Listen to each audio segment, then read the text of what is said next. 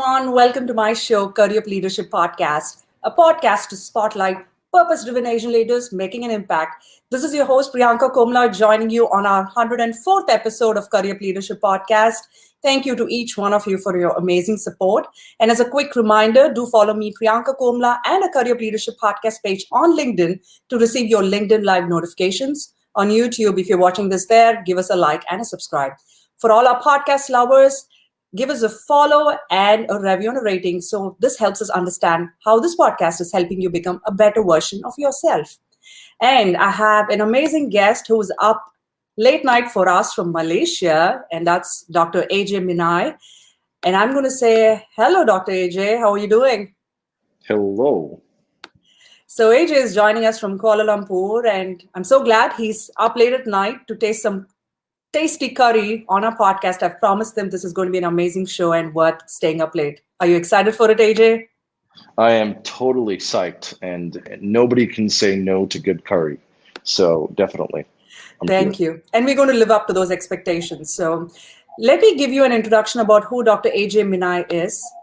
You know, he's someone whose life's mantra is impact over influence. And he's doing this through his venture, Vision 77, which deals with a plethora of domains, be it with branding, design, blockchain, education, healthcare, training, you name it, you hear it.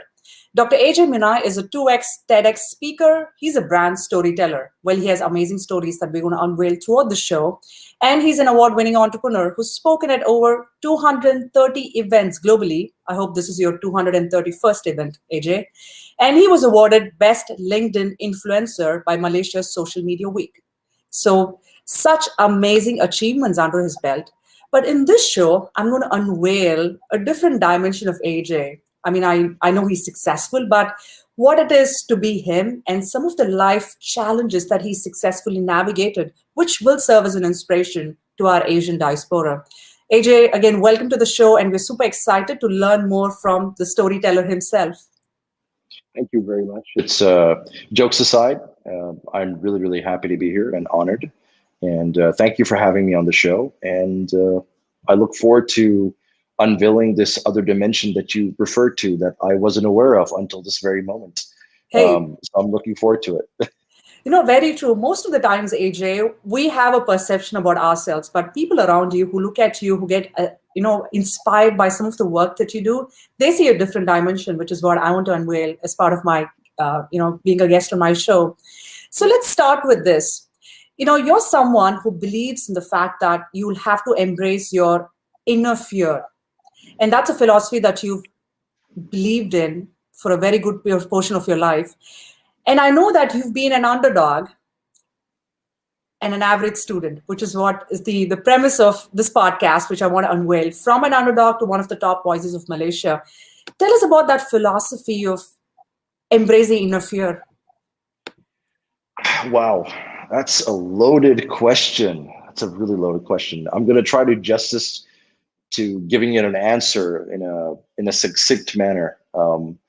Now, I think fundamentally there are two dimensions to the answer that I'm going to give you. One is from a standpoint of education, right? And the other is a standpoint of emotional intelligence. And they're both connected very deeply with one another, but they definitely have different purviews, right? Now, let's start off with the educational aspect. Right now, fundamentally, at least when I was growing up, till this point right now, education hasn't changed that much, which is worrying, right? If I can tell you right now at almost 35 of age, that I can tell you right now that the experience in school today is pretty much maybe 10, 20, 30%. Maybe there are better gadgets, maybe there's a bit better tech, but generally the overall educational journey that a child today is having isn't so different from the one that I had in high school or middle school. Isn't it kind of worrying, Priyanka? It's worrying because we live in a world where there's been massive disruption, right? Every industry we know, almost every industry that we know of right now has been disrupted. The real estate industry with things like Airbnb, taxis and private transportation with things like Uber and Grab. Grab in Southeast Asia is a lot bigger. A couple of years ago, they bought over Uber's business here in this part of the world. And the list goes on. There's just there's so much of a shakeup in every industry. But the fact that education hasn't changed that much, it definitely worries you. And that's fundamentally how that story began for me. Because as a child, you were being diplomatic. You called me an average student. I was a below average student. I was one of the worst academic students you would ever encounter. If you were a teacher in my school, I'd be your nightmare, right? I got in trouble. I was always getting into problems with other kids because they were picking on me, and I was hopeless at maths, 12 out of 100 type of guy. You name it, and I had it on the list of loser. And I think emotional intelligence, the second aspect that I mentioned earlier, connects really strongly with the educational suppression that children go through today. Kids aren't able to understand the power of individualism at an early age in their life, right? Schools don't provide the right breeding ground or enough conducive environment for kids to understand at an early age that IQ isn't the only form of intelligence, right? And because I was in that situation, and I'm not ashamed to accept it, but I'm ADHD, right? And as a child that was academically challenged, ADHD, physically had his growth spurt and his voice cracking at a very late age, and generally a stammering, young, snotty little kid who was easy targets for bullies, all of that compounded and made my ages between 9 to 16 very challenging. And I'm not going into the details for the sake of the audience, but I'm talking about savage type of level of bullying, right? And that entire experience taught me one thing. Now that I look back, it taught me one thing, that education as we know it today, particularly K-12 education, from kindy all the way up to 12, and then your middle school and all the way up to tertiary, touching tertiary education. That particular formative part of an education is broken. I'm just going to say that again. It's broken. In many ways, it's broken. It doesn't allow a child to truly identify parts of themselves or areas or dimensions of themselves earlier on in life fast enough, because schools aren't built to welcome all sorts of animals. They're built for a few select type of animals. And those animals who happen to be there in that instance, they do very well. Academically, straight A students, the guys who clamor and end up in Harvard and Yale, but the rest of the average folk that are deemed average, they're not able to uncover anything more than just a series of failed tests and mediocre grades during this time. And that has a tremendous impact on their self-esteem, their creativity, their ability to communicate. And I was, in that respect, lucky. I was in exile, and I was someone that nobody wanted to be friends with. And I think the universe works in really mysterious ways, Priyanka. When you don't have something, or when the universe doesn't give you something, it gives you something else in return. It's really interesting, because what I got in return was emotional intelligence. And I got it much faster than other kids. It almost became as if that experience of being lonely and nobody wanting to have lunch with me, and I wasn't one of the cool kids who was invited to parties, and I used to have lunch underneath the bleachers in my school where nobody could see me, and all these little things that happened where I felt like I was alone were actually training grounds for me to observe other people. I mean, what do you do when you're not popular in school? You spend time alone, and what happens? You're alone. And what happens when you're alone? You get to observe more.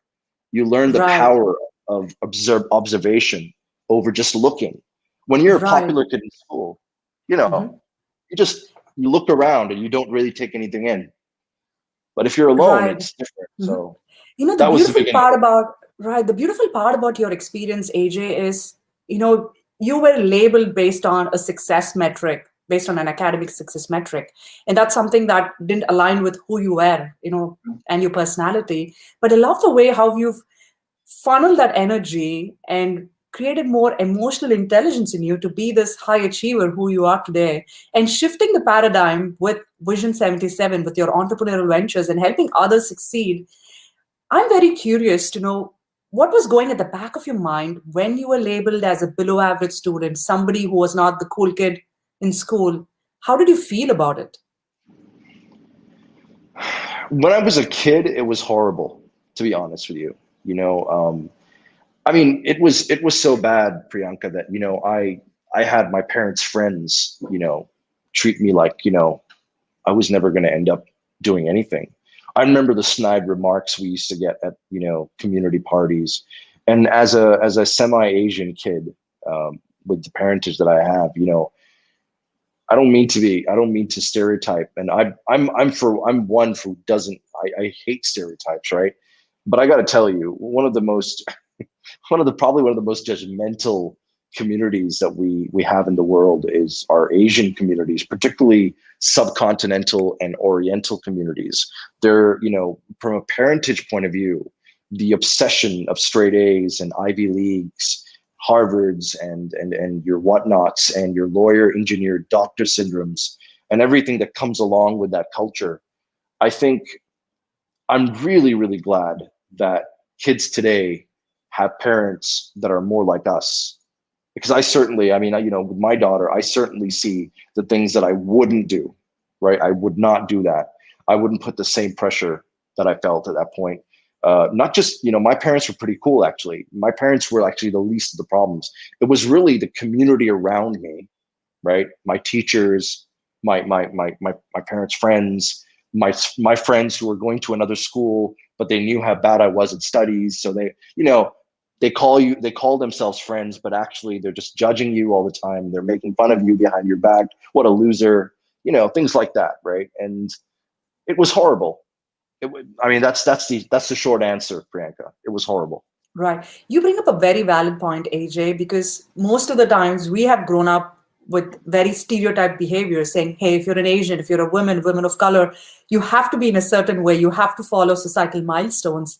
But I'm glad that you've broken those myths and you're continuing to spearhead more progressive thoughts, especially with your daughter. I think that's how our generation is shaping up to be more progressive than our previous generation. So thanks for really sharing that lovely experience with us in terms of how you've gone through some emotionally challenging times, but you've risen like a phoenix to be where you are today. Well, I wouldn't say like a phoenix, but maybe like an injured hawk. But yeah. I know. So what are 3 tips that you would share to be an emotionally strong entrepreneur? Number 1, don't try to manage people, try to manage the purpose, right? I see a lot of leaders today talking about how they have a lot of trouble managing people. But I think fundamentally they're looking at it the wrong way. If you are able to manage a purpose within the organization and you hire around that purpose as opposed to hiring people on the basis of money or other benefits or other narratives, I think it really falls into place. So number 1, as an emotionally intelligent leader, you should be able to identify the purpose and fight for something much bigger than yourself that goes beyond your base desires of monetary wealth or customary success or your ego, et cetera, et cetera. That's number 1. Number 2, I think serving others is something that you need to instill in yourself as a servant leader. Servant leadership is something that a lot of people like to talk about, but unfortunately, a lot of those people are living in glass houses and they like casting stones, but they themselves don't quite understand the real true meaning of servant leadership. I've seen particularly with a lot of my own clientele, because I coach and I train and I consult and I advise a variety of different types of clients, from Fortune 500 companies all the way down to one-man solopreneurs. And I can tell you right now from my experience that one of the most one of the biggest marketing buzzwords is servant leadership amongst a lot of the leaders today. But it is unfortunately just that. It's a buzzword, and they haven't really grasped their mind around what it truly means. Servant leadership in a nutshell is basically you understanding that whether it's convenient or not, you are there to serve your people, your customers, your partners. And that actually brings about a certain humility, because you aren't seeing them from the top.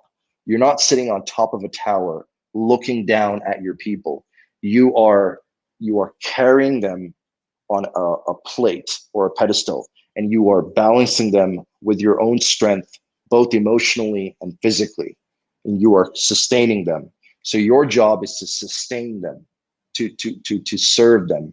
And it's so different mentally in the minds of a traditional Wall Street CEO when he's looking down from an ivory tower versus someone who understands the value of servant leadership in its truest form and is carrying the organization, like in the ancient Greek mythology of Atlas, where he was carrying the world on his back, right?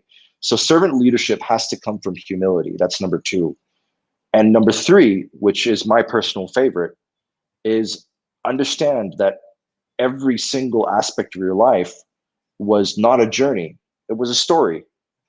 And if you see anything happening in someone else's life, including your employees, your partners, your colleagues, your wife, your husband, or anything in your life, understand and recognize that being able to repeat those stories in front of others so that it shares value and impact is key for two reasons. One, it's key because it allows that person, particularly from an employer perspective, if you see one of your employees doing something really, really well, and there's a story behind it, then there always will be, trust me, there'll always be a story around someone doing something for the organization. If you go out of your way to publicize those stories, to publicize them within the organization at the very least, you're doing two things that are key. One, you're giving that employee a sense of self. You're giving that employee a sense of affirmation that will go a long way for him to build a connection with your organization beyond a paycheck, right? And number two, which is really important, is that when other employees see you as a leader publicizing that story, it will give them an idea about what the benchmark of success is within the organization without your traditional KPI narrative. I mean, nobody likes people breathing down their neck and micromanaging them with KPIs. Like, oh, you need to do this, you need to do this every month, you need to do this, this, this. Wouldn't you rather hear a story of success from someone else? And that covers all the general indicators of success. And if you heard that, you would understand very quickly in an engaged manner, well, John did that. If John does this and he gets a pat on the back, maybe I should do that too. And it's so much more human. It's so much more relatable. So I guess those are my three tips as a storyteller. Those are great examples. And I love the empowerment aspect where you look beyond the key performance indicators. And that goes back and ties very well with your life experiences, right? The academic success is not a true metric of who AJ is. It's more about what can you offer as a person? What's the impact that you can provide to the people around you? And I see that reflecting in your professional journey as well. So thanks for reminding us that I think especially with this COVID pandemic, people have realized that you can't really control people even bringing them to office physically, right? You trust them to do their work and then you let them bloom and serve your organization. Amen. So let's talk about Vision 77. I think this was a perfect segue to talk about your entrepreneurial venture. What's the significance of the number 77? This also goes back to a story. We would love to hear that. Several years ago, me and a brother from another mother, his name is Ryan, and I've known him for the good part of a decade now. Both of us are the ones that started Vision 77. And several years ago, we were sitting in a restaurant. This was before Vision 77, obviously. And we were sitting down, and we had made a couple of bad decisions in life. And we were definitely financially under a lot of strain. And we talked about, our purpose. We talked about the struggle that we were both having. He was having it in a different way at a different job. I was having it in a different way in a different job. And we both come from the corporate world, having worked with some very, amazing companies and brands. But at the same time, we were not at a very high point at that point in our lives, financially, as well as I think even from a self-esteem point of view, we weren't doing the best in life. And I remember having this conversation with Ryan in a fairly what they call in Australia like a hole in the wall type of restaurant. It was a very mediocre, kind of like a roadside restaurant. We're just sitting down and having a chat like two guys, and you know, we talked about this, that we've got all the raw ingredients. I actually highlighted that to Ryan. I was like, listen, we're not dumb. We have some business sense. We did fairly well at our jobs. We've got all the raw ingredients. We just need that one chance. We need that one opportunity to sort of spark off the ember. Like just, we just need that one chance. And somewhere along the line, we came up with this vision in that conversation. We were like, it was still, I remember it was still raining, it was drizzling outside, and we were sitting and we were having some tea and we're just talking. And we came up with this vision that we said, we're going to, by this time next year, we're both going to have $1 million in each of our accounts. And it doesn't matter what we have to do, but we're going to get it done. Obviously, when I said it doesn't matter what we have to do, I didn't mean anything illegal. I mean, we were going to get it done, and we were going to get it done no matter what, right? Within legal bounds. And, we made that happen after a year and 1 month. We were 1 month delayed, but after a year, 1 month, we made it happen. But the monetary goal isn't really it's not the punchline of the story. The punchline of the story is that we came to realize that our job is to ensure that we build an organization and a platform and a venturing ecosystem that gives Ryans and AJs, underdogs like us, the opportunity that traditional VCs and traditional PE firms wouldn't. And it goes beyond race, color, religion. It doesn't matter. We don't care. We don't care where you're from, what you do, what your track record was. We don't care about that. And we're not going to gauge you on the same metrics that the traditional venturing entrepreneurship type of narrative has sort of taken ploy in the last, I'd say in the last 30 years. And it's not that I have anything against VCs. It's just that I have a lot against them. It's just that, there's a certain mentality, I would say almost akin to how Ivy Leagues have a certain mentality of blue blood. There's a certain mentality that's come along and seeped into VC, right? And that venture capitalist mentality of having a top-down look at organizations. And if I can be really crude, and I'm probably unpolished about this, sucking creativity and ventures dry in many occasions with ridiculous requirements, terms and conditions, expectations, equity taken. You see it all the time.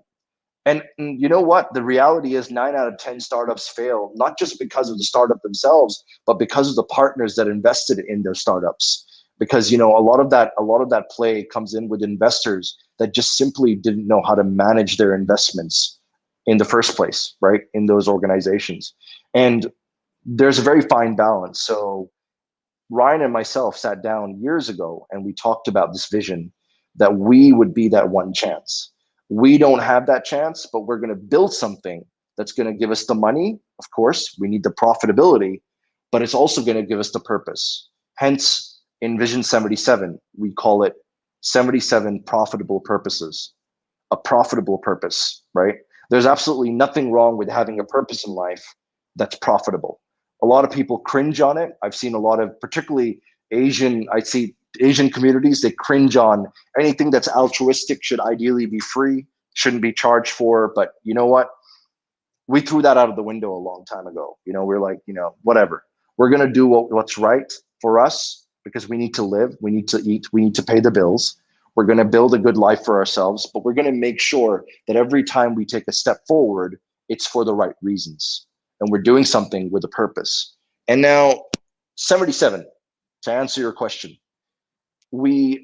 there's an old Persian legend, and this is how the number 77. So I just gave you the story about how the vision came about. We wanted to create an ecosystem that would do right and give that one chance to underdogs, right?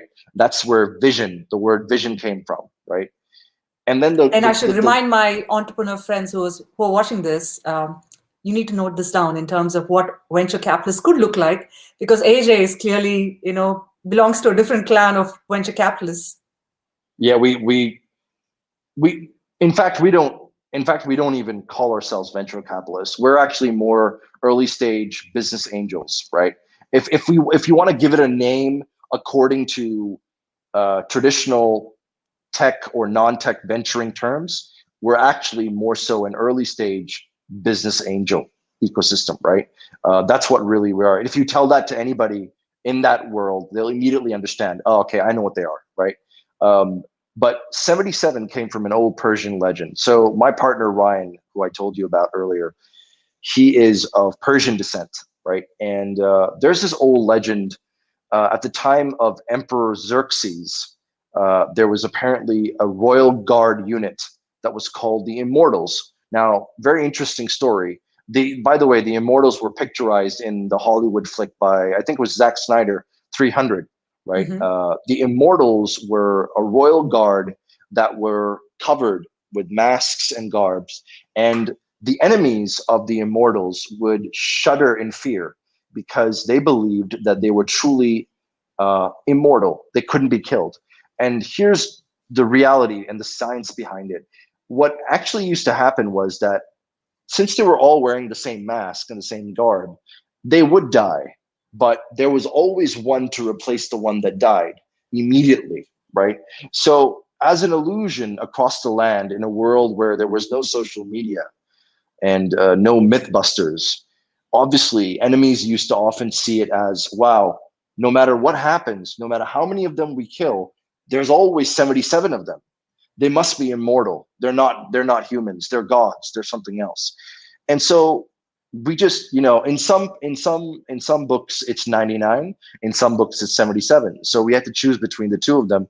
And we said 99 ventures around the world is going to be ridiculous because that's crazy. Let's go with something a bit more reasonable. So we picked 77. And the icing of the cake is we're just on 16 right now. We've got a long way to go. We're nowhere near 77. So I foresee that there's going to be a long, fun, but challenging journey ahead for us to get to Vision 77 in its truest form. I love the fact it's a long journey, but it's off to a good start with the kind of ventures that you're looking to invest, especially looking at the purpose and the impact that you can create across the world. Now, tell me this, AJ, what's one thing that you look for? Because I know you're not a traditional venture capitalist. You're looking at impact and purpose. What is the one thing that you look for when you're investing, especially in an entrepreneur? I look for the person. I know this is really cliche. I know this is cliche because we've heard it in so many different documentaries and infomercials and the gurus talk about it all the time. But the reality is investors don't invest in business models. They invest in people. From Jack Ma's story in Alibaba, when the Japanese guy from SoftBank invested in him, to Richard Branson, to all the people that we look up to and we admire, each of them had that one thing in common. They had one or two people in their earlier part of their lives that believed in them, that truly believed in them. And that's what we look for in Vision 77. Sometimes, some amazing proposals with some great ideas come across our tables and we say no. One of us, both, either me or Ryan, we just say no to those ideas because we realize that you can have a great idea, but if you don't have the right guy or girl for the job, right? If you don't have that passion, you don't have that fire, something little something extra that you really can't put your finger on, and you're just looking at the numbers and you think the numbers are going to tell you everything about the future of this idea, we challenge that. I'm sure a lot of people watching this and people who will watch this in the future who are more traditional VCs and PEs, they definitely would have a lot of they have a big argument, a bone to pick with me. They'd say that's absolute crap, AJ. If you look at the financials of any business, you can tell straight off the bat whether it's good to invest in or not. But I don't think entrepreneurs win because of logic. I think they win because of passion. And a lot of people out there who are true blue investors would just scoff and sarcastically think, yeah, sure, in a fairy tale, sure. But, I beg to differ. I've seen it with my own eyes. I've seen people succeed with some of the most far-fetched ideas, but they've succeeded, right? I grew up with a kid who used to pick up trash at the park that we used to play at, and he's sitting in Silicon Valley running a biodiesel setup and venture that got invested with over $30 million in the last 8 years. 8 years ago, he started up and he's gotten over $30 million of funding. And this is the kid that people used to make fun of. While we used to play soccer, he had a long stick and he was picking trash cans off and putting it in a bag. It was only, we used to call him a weirdo, Even I did, the bullied kid would think he was weird. And now look who's laughing. He took that, he turned that into a dream, and he built a full-on venture in the Silicon Valley around biodiesel and biofuels, and he's running it now, and he's doing phenomenally well. Right? That's an amazing, right? That's an amazing example to hear where, we look at maybe sometimes it's our unique strengths, right? It could be a weirder behavior for the others, but, somewhere our passions coincide with what we want to do with our life. And that's just a great example of your friend as well. And I really love the fact, AJ, where you're looking, beyond the regular traditional metrics. You're looking at people. And I think that's the philosophy that's going to bring in more success to the rest of the 61 ventures that are waiting to be funded for you in the near future as well. I hope so too. Fingers crossed. I know. Now, something that I'm really curious to know. Have your Asian roots helped you in this journey to be a venture capitalist, to be a business angel in a different light? How do you look at your roots? Wow. I keep track of all the different type of questions I'm asked, and you are officially the first person who has ever asked me and framed it that way. So thank you. Really, the first person ever. And I've been on a lot of events, as you know. I did 230. Yeah, and that's not, by the way, those are 99% of those are my physical events. They don't take into account my virtual ones. If you go into those, we're possibly touching at least 1,000 or 1,000 more. Wow. I feel super honored to be on top of your list. You've actually asked me a question that I genuinely, from memory, cannot remember anyone ever asking me. So kudos. Thank you.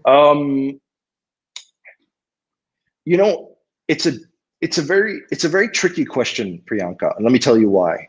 Because anything I say can be taken in a very, it can be taken the wrong way. Because any assertion that I'm going to make right now is going to be based on my own personal life. But being part of the Asian community, I have to be very careful, because anybody who's a non-Asian listening to this may assume that, I'm basing it off my DNA. Oh, this happened because of my DNA. I'm partially Asian. That's why I'm like this. But that would be stereotypical of me, and I wouldn't want to highlight that. But I would say this. I definitely will say this, that I think being a mixed kid, like living, just being of mixed parentage, and in the beginning of your life, you're going to feel really outcasted, right? I mean, I think so, at least. And my experience in Malaysia growing up was that, I stuck out like an Arab in the Apollo, right? I mean, you'd notice me, right? I mean, in a bunch of, you'd have the white kids, and you'd have the African kids, and then you'd have the Indian kids, and you'd have the Pakistani kids, and then you'd have the Japanese kids. And you could always see, you could see the bifurcations, if you may. You could see the cliques, but then you'd have the Eurasians and the mixed kids that kind of just looked funny. Like nobody could tell where you're from, and you're like, oh, okay. What are you? Like, so the locals would think you're not them. The foreigners would think you're not them, and you're kind of just in the middle of something. And that actually makes for a lot of cruelty. I mean, I always say this. I mean, I'm the biggest proponent of kids. I don't know if you've noticed on my LinkedIn profile, I conduct emotional intelligence programs for kids as young as 4 or 5 years old as well. I don't just coach, corporates, but I do kids as well. And I can tell you right now, I'm a huge proponent of kids, but I can also tell you I'm a realist, and I can tell you that kids are some of the most cruelest people on the planet because they don't have filters. When they're young, they don't have filters. So they say things without any repercussions of knowing what they've said. Right? They have absolutely no semblance of understanding that this was politically completely incorrect, what was said to someone else. And when you're in that position on my side, mixed, stammering, small, scrawny, all of the stuff, all of the above that I mentioned before, that's when it becomes it becomes a nightmare for you because you feel ostracized and marginalized in every which way.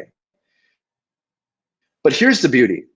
The beauty is that because of those roots, there is almost like a leapfrog effect when you finally realize who you are. Mm-hmm. It becomes all the more empowering when you lose the fear of standing out, right? Because when you're a kid, you spend a lot of time fitting in. Most kids want to fit in. Mm-hmm. But there comes a point in your life where you finally man or woman up and you go, so what? You have that so what moment. You accept who you are in entirety, right? You realize that your weaknesses and your kindness and everything that people thought was a weakness is in fact your greatest strength. The fact that you are different is your greatest strength. The fact that you are weird is your greatest strength. And when that happens and there's that epiphany, and then the neuroplasticity in your mind starts building neural pathways that connect those dots, it is almost like a Clark Kent to Superman transformation. It happens. I've seen it happen to myself. I've seen it happen to others time and time again. They go through these series of events in close succession at one point in their life. Some people have it when they're 21, if they're lucky. Some people have it when they're 18, if they're luckier. Some people have it 27. I had it when I was like 26, 27, right? And that's when you kind of you seen that movie Bradley Cooper when he pops that pill, Limitless, and mm-hmm. his mind just clears up. It's kind of like that without pills. Like you see things clearly. You're like it's like your whole world in your mind stops, and it just makes sense. Every single ounce of pain that you felt, everything that went wrong, all of it just tracks back in your mind, and it just comes to this epiphany that if none of that happened, not just the good but the bad as well, if it didn't happen, I wouldn't be AJ today. And it had to happen. It had to happen for me to realize that this is me. This is me in all my power and all my strength. You know what I mean? And so those roots, whether Asian or not, if seen from this perspective, will empower you, will unleash you. That's what definitely. I believe. That's a great way in which you summarize your life in a nutshell. When I opened up, the talk show with you, the first question I asked was, how do you embrace your inner fear? And here I have the answer. It's just accepting who you are and looking at this wonderful journey and learning from it, but at the same time sharing those nuggets of wisdom to the world, so we feel empowered to navigate our own life challenges. Thank you so much for sharing that beautiful aspects of your journey. Thank you for asking such an epic question. Thank you. Now, I'm very curious to know, how do you handle low moments, AJ? What do you say to yourself to bounce back? Do you want the politically correct answer? We want the authentic, the true AJ. That's the dimension that I said I'm unveiling in the show. I think everyone has their lows in life, right? And honestly, when I have a low in my life, I look at the people around me that tolerate me. It's really strange but really honestly, like the other day I posted on I think this past Friday, I posted a post about how, who was your favorite childhood superhero, right? And why? And for me, growing up, I realized that, I was a handful. And the people who tolerated everything that I did, they're the real heroes. So when I have a low, I don't say anything to myself. I simply take a step back and I kind of just observe the people that matter to me the most. And inherently, when I see them, I start getting a high. I mean, no matter how tired I am, no matter how maybe sad I am about a particular situation or a particular set of news that I heard recently or whatever, you know, I just look around, and particularly the people that are very close to me, like Ryan, like my daughter Eva, like, everyone that kind of matters to you in your life, you inherently realize that the low that you're feeling is nothing compared to the low that you'd feel if you weren't able to do right by them, right? Mm-hmm. Because they're giving their all, right?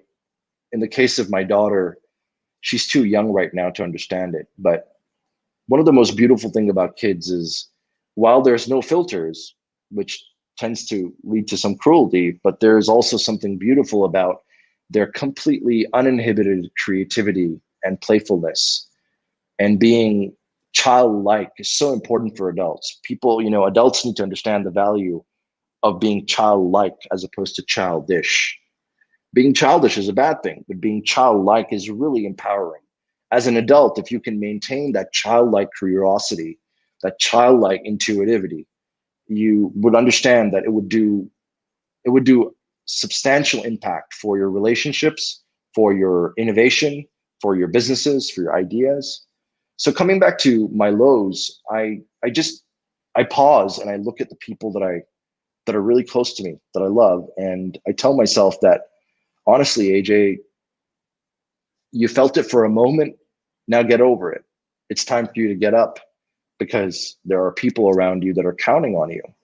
If you want to build a legacy, then no pain, no gain, man. Right? I mean, it's not going to come easy. So if you thought this was easy, then maybe you're fooling yourself. I guess that's what I say to myself. I mean, you said, what do you say to myself? Right? That's what I say to myself. I look at something that matters to me, particularly a person, and I tell myself, well, you've had a moment. Fine. You feel sad. You're feeling low. What are you going to do about it? Like, what are you going to do? Are you just going to sit here and mope, or are you going to get up and do something that's right by your daughter, right by your partner, right by your father? You know what I mean? And I know it sounds really corny, but that's really what I think of usually. I'm going to remind my friends watching this, note this down, mental note to ourselves, look at people who love you and, go do things for them when you face those low moments. I think that's just a wonderful philosophy that speaks so much to the emotional intelligence that you've picked up all throughout your life. Thank you. Thank you. All right, so we have a couple of live listeners. I just want to acknowledge them. We have Satya who's joining us. Hi, Satya. Welcome to the show. He says, very inspiring and interesting interview and amazing guest. Thank you, Satya. Thank you. Thank you so much for tuning in. I'm really appreciative. Thank you. And to all our other live listeners who are watching us, we still have time for any questions for AJ. So feel free to drop them in the comment chat box, either on LinkedIn or YouTube.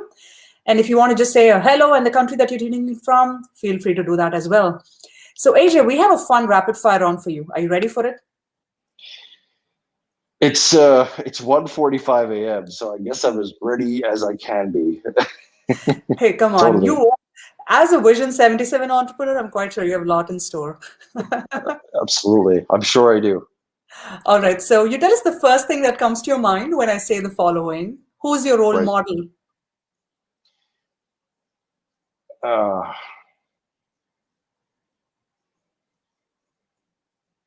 Gary V.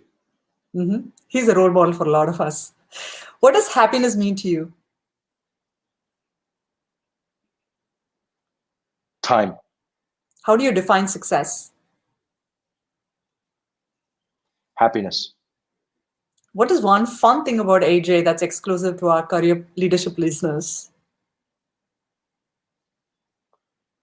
I couldn't tie my own shoelaces till I was 21. Cool.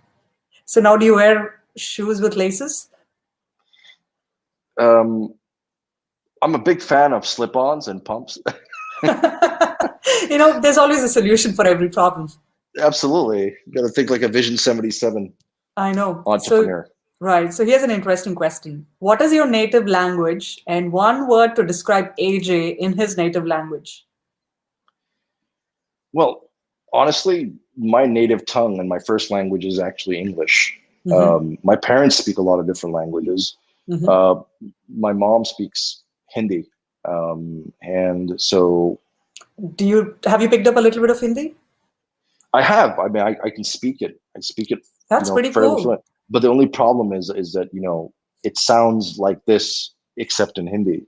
So people make fun of it all the time. Hey, I know Hindi. I'm not going to let people make fun of you. You can feel free to share it with me. So how do you describe yourself in Hindi? Are we going to really do this? Come on, as an entrepreneur, right? As a venture capitalist, I'm going to put you on the spot here. Okay. So the thing is, in my head, I have to think in English to translate it to. I'm really good. I'm generally quite good at it, but you just caught me off guard. So now I'm gonna have to. I'm all self-cautious. In the middle of the night, yeah, absolutely. I guess. Okay, so what's a good word for me in Hindi? I guess this makes sense. So AJ is a nickname. It's not my real name. AJ is a name that was given to me by my Australian clients in a company called Marcus Evans, and which was my first job out of university after college. And a lot of them couldn't actually say my real name, and then it just got shortened and shortened and shortened. Eventually, it became AJ. No, I'm curious to know your full name, AJ. You got to reveal that to us. So that's actually the word as well. So my first real name is actually a Persian name that's connected to Hindi and Urdu as well. It's called Vajahat, right? So my real name is Vajahat, right? Vajahat. Wajahat, right? Now, interestingly, in Urdu or in Hindi, I don't know which one, but one of them, Vajahat means male dignity.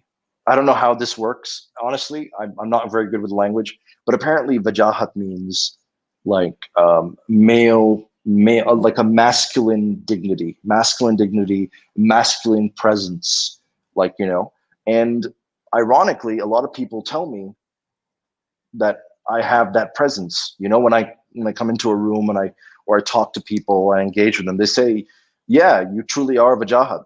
You are Vajahat as per the definition of the word. I think it's Urdu. I don't know. So your parents have named you well. They kind of knew what was going to happen with you. Now, here's the problem. It's not all good news. In Malaysia, Jahat, Jahat, means naughty, not in a good way.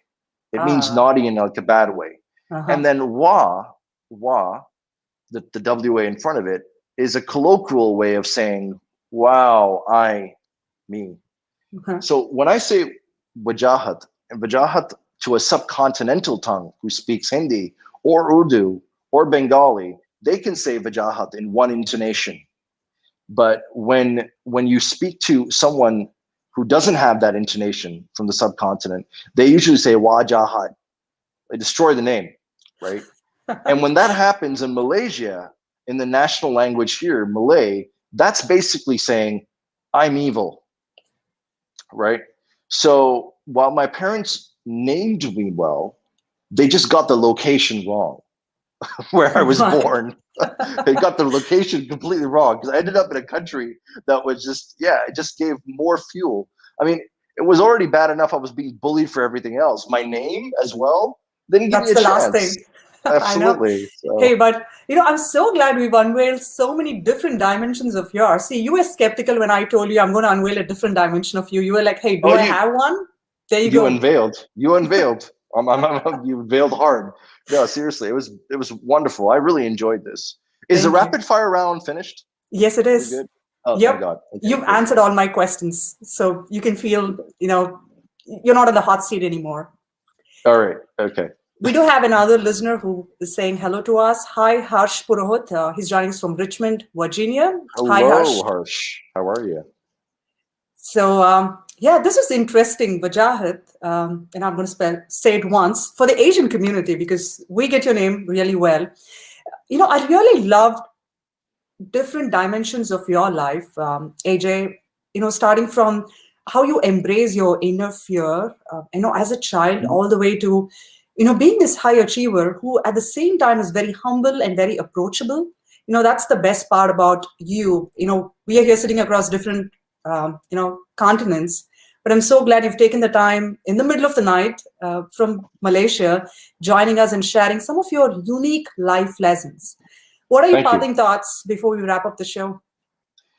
Well, my parting thoughts are definitely about how epic Curry Up is as a podcast, and Thank you. how I have enjoyed a lot of your content beforehand, and how I feel a lot of not just Asian, but anybody from any walk of life can truly benefit from listening in and tuning into the content we're sharing. And I promise you, I'm not just saying it because I was one of your guests. I mean, I'm saying it generally because I know that that's the sort of mission that you're on, Priyanka, as a person, that you are truly out there for value creation, and you're creating value. You're value engineering through this podcast, and I find that very fascinating. And I'd recommend all the listeners to definitely make it a point to tune in. Thank you, AJ. Thanks for your kind words. And we love to be collaborating with value creators like you, mission-driven Thank people, you. which points us back to the goal for the podcast, which is to spotlight purpose-driven Asian leaders making an impact. I had an absolutely fun time getting to know you, Likewise, AJ, it was and epic.